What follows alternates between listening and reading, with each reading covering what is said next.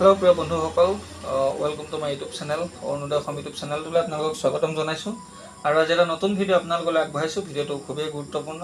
আজিৰ ভিডিঅ'টোত মই আপোনালোকৰ লগত আলোচনা কৰিম যে ইলেক্ট্ৰিচিটি বিলৰ বিষয়ে। আৰু আপোনালোকে ইলেক্ট্ৰিচিটি বিলটো কিছুমানে মোবাইলৰ পৰা বা কিছুমানে ধৰক ডাইৰেক্ট একাউণ্টৰ পৰা কটায় বা কিছুমানে হয়তো APDCL গৈ দি থৈও আহেগৈ। তো আপোনালোকৰ যিটো ইলেক্ট্ৰিচিটি অফিচ হয় তাত গৈ দি আহে। তো আজিৰ ভিডিঅ'টোত মই আপোনালোকক জনাম যে আপোনালোকে হয়তো নাজানে যে কিমান ইউনিটত কিমান বিল হয় বা কিমান কিলোৱাটত কিমান বিল হয়। তো এইটো আপোনালোকে নিশ্চয় দেখা পাইছে, অসম শক্তি বিতৰণ limited, Assam power distribution company limited. তো আজিৰ ভিডিঅ'টোত মই আপোনালোকে সকলোখিনি কথা আলোচনা কৰিম। তো ভিডিঅ'টো কোনো ধৰণৰ স্কিপ নকৰাকৈ চাব আৰু পলম নকৰি আহক আমি ভিডিঅ'টো আৰম্ভ কৰোঁ। ভিডিঅ'টো আৰম্ভ কৰাৰ আগতে আপোনালোকলৈ কাইণ্ডলি ৰিকুৱেষ্ট যে মোৰ চেনেলত যিসকল নতুন আহিছে তেওঁলোকে মোৰ চেনেলটো ছাবস্ক্ৰাইব কৰি কাষত থকা বেল আইকনটো দবাই ৰাখিব, যাতে মই দিয়া ভিডিঅ'খিনি আপোনালোকে সকলোতকৈ আগত পায়। আৰু ভিডিঅ'টো লাইক কৰিব আৰু ভিডিঅ'টো শ্বেয়াৰ কৰিব যাতে সকলোৱে গম পায়। তো এই পেজটো আপোনালোকে দেখিছে, এই পেজটো আপোনালোকৰ সকলোৰে চিনাকি, এইটো এটা সুন্দৰ চিনাকি পেজ। তো ইয়াতে চাওক, মই এটা ৱেবছাইট আপোনালোকক দেখাইছোঁ। ইয়াতে চাওক, তো what is the electricity unit rate in Assam, তো ইউনিট কনজিউমড আৰু পাৰ ইউনিট ৰেট। তো চাওক, ইয়াত দেখাইছে 0 to 120 ইউনিটছ ৰেট 5.25 rupees।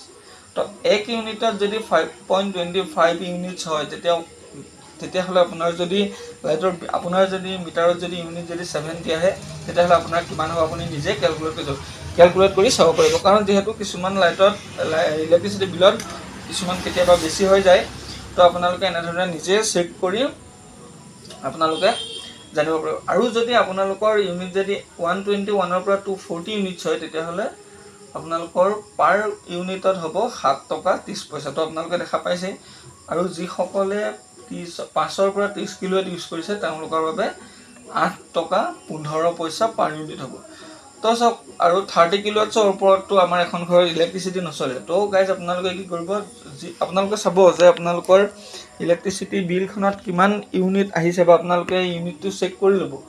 আৰু ইয়াতে আপোনালোকে কেলকুলেশ্যনটো কৰিব পাৰিব। যদি আপোনালোকৰ 0 to 120 ইউনিটছত 5.25 হয় তেতিয়াহ'লে তাতে আপোনালোকে কেলকুলেশ্যনটো কৰিব পাৰিব। আমি দেখিছোঁ কিছুমান বিলত যিটো আহিব লাগে তাতকৈ কেতিয়াবা বহুত বেছি আহি যায়।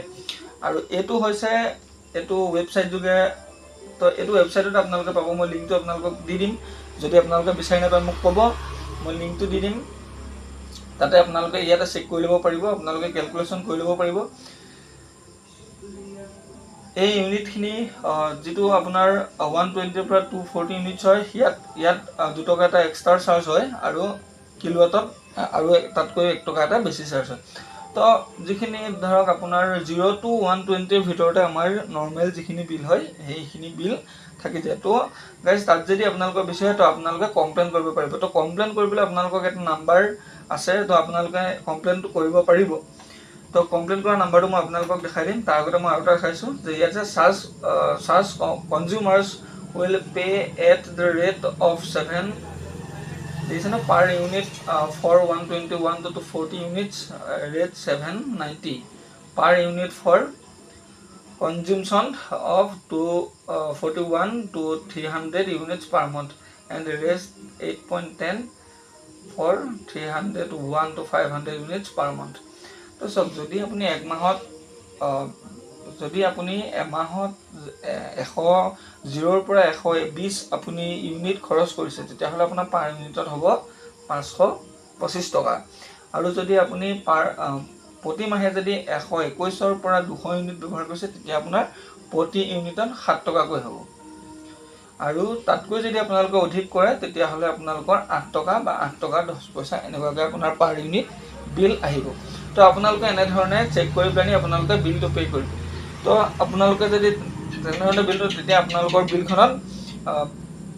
বিলটো প্ৰতি বছৰে কিবা নহয় কিবা এটা বাঢ়ি গৈ থাকে। তো আপোনালোকে কি কৰিব, নিজে কেলকুলেশ্যনটো কৰি চাই তাৰপিছত আপোনালোকে বিলখন দিব। তো গাইজ মই আপোনালোকক নাম্বাৰটো দি দিছোঁ। তো নাম্বাৰটো মই ভিডিঅ'ৰ শেষত আপোনালোকক দি দিম।